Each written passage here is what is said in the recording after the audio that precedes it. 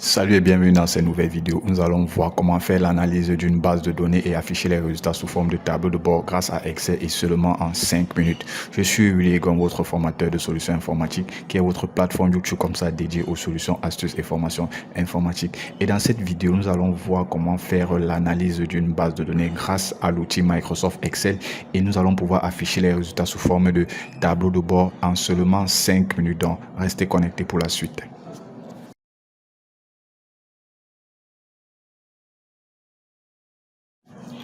Ok, comment faire l'analyse d'une base de données et afficher les résultats sous forme de tableau de bord en seulement 5 minutes grâce à Microsoft Excel? C'est ce que nous allons voir aujourd'hui.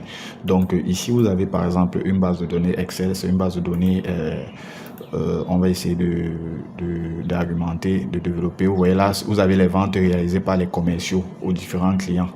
Donc les produits vendus par les différents commerciaux, différents clients dans un point de vente ou dans une boutique ou bien un magasin, je sais pas trop.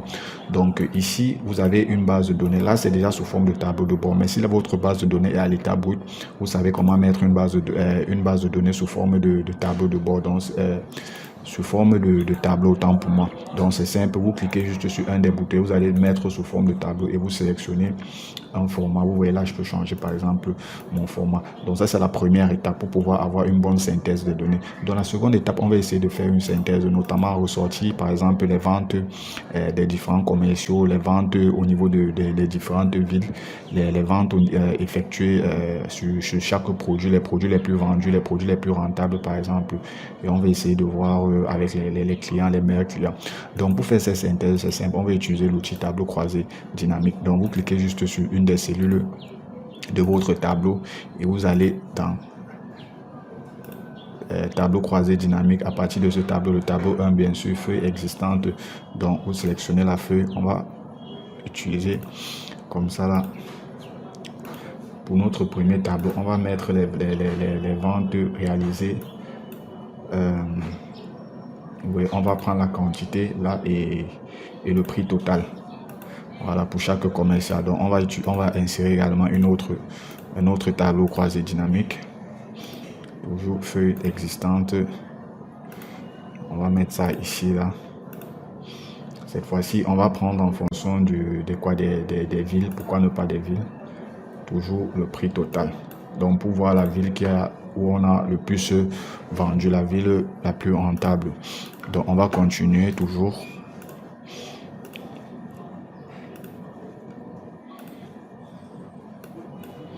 Cette fois-ci, on va prendre en fonction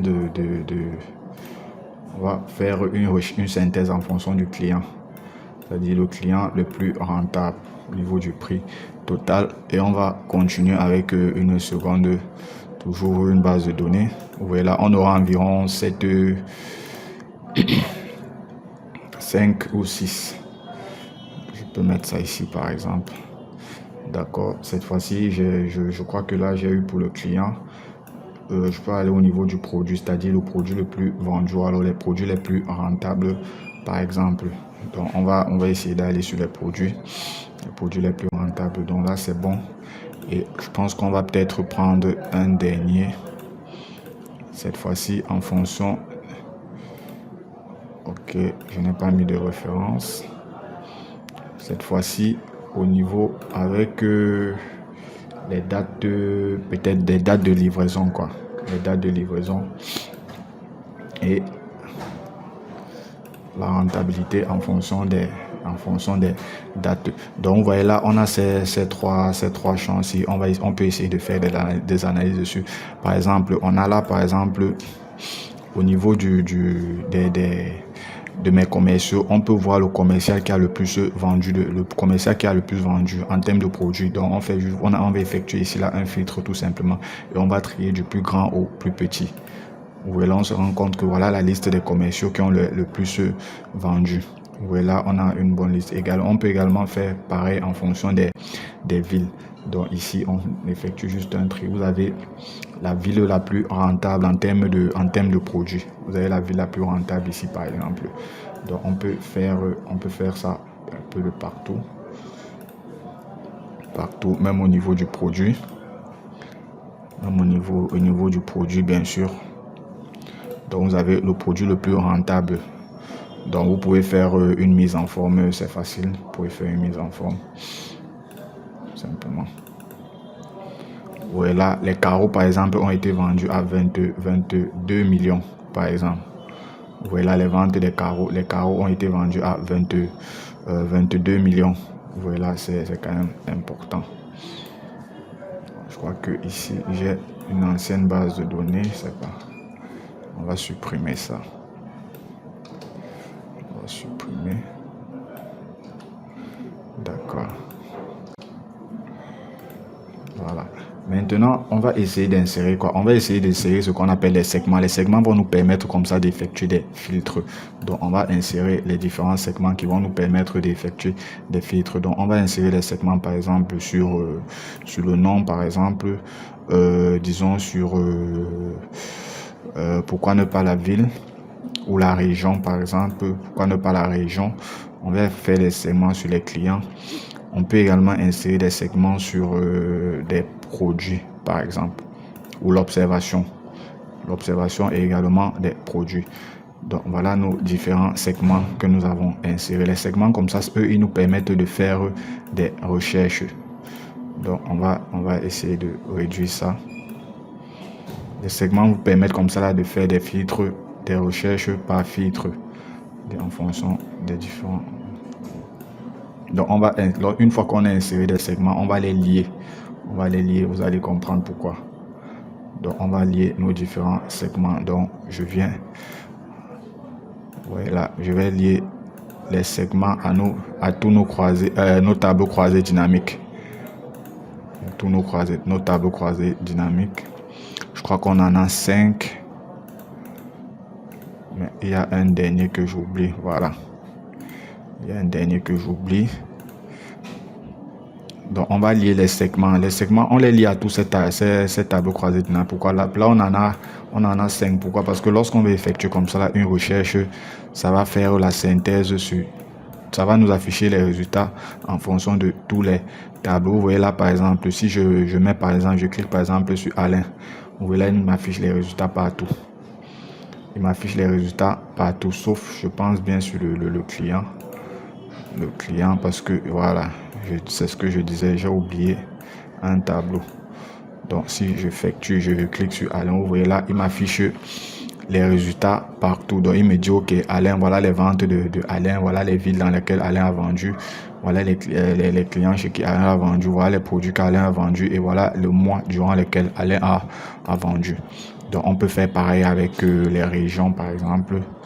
On peut faire pareil. On peut faire pareil ici. Je crois que je n'ai pas terminé.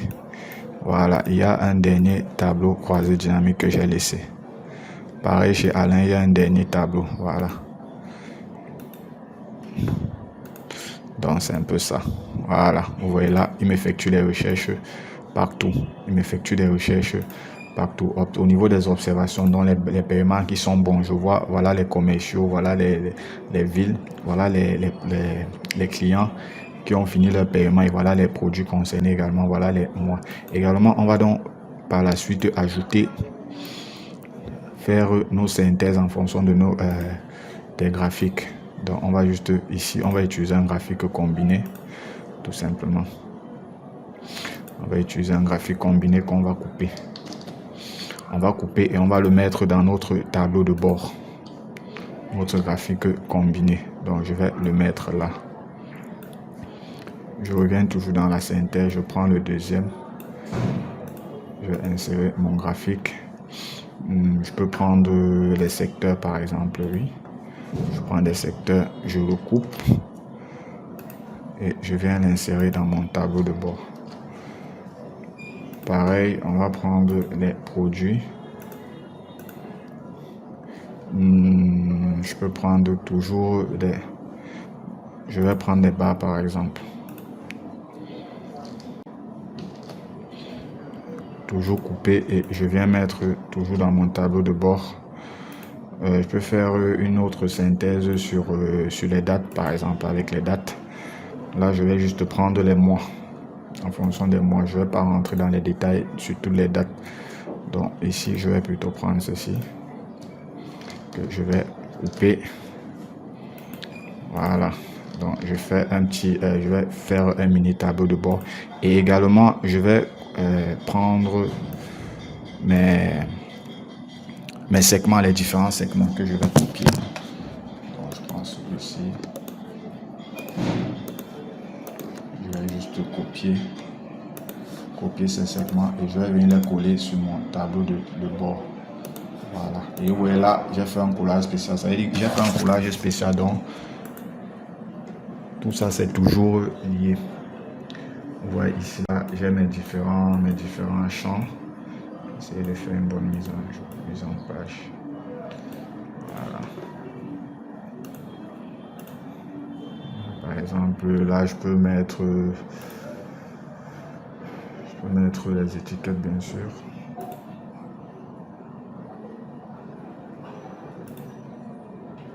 Voilà. Je mets les étiquettes. Ici également, je peux mettre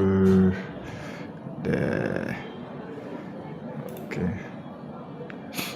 Je mets les étiquettes aussi. Je vais également mettre les étiquettes là. On va mettre ça, pourquoi ne pas au-dessus? On va mettre au-dessus. On peut les quadrillages, les barres d'erreur, c'est pas nécessaire. Les courbes de tendance, la courbe de tendance pour voir l'évolution également. On peut faire ça. Là, c'est pas nécessaire. Ok. Donc voici un autre petit tableau de bord qu'on a essayé de faire rapidement. C'est vrai qu'on a dépassé les 5 minutes, mais bon, c'est pas grave. Ça reste toujours dans la logique. Donc là, on a essayé de faire un petit tableau de bord. Et vous voyez qu'avec les segments, vous avez la possibilité d'effectuer directement des filtres depuis les segments. Si je clique par exemple sur la région du centre, vous voyez, il m'affiche le graphique, il change, il modifie automatiquement tous les graphiques. Vous voyez là, la région du centre, vous allez vous rendre compte que les ventes sont décroissantes au fil du temps. Vous voyez, en juin, on était à 720 000 et au fil du temps, ça descend. Donc la courbe, elle est descendante. Donc vous voyez là, les ventes au niveau du centre. Vous pouvez vous faire par client, par exemple. Vous voyez là, en fonction des clients. Vous voyez là, ça descend toujours. Donc c'est un peu ça. Vous avez la possibilité de faire une analyse de base de données rapidement grâce à Excel et afficher les résultats sous forme de tableau de bord. J'espère vous revoir très bientôt pour une prochaine vidéo avec beaucoup plus de détails. Merci.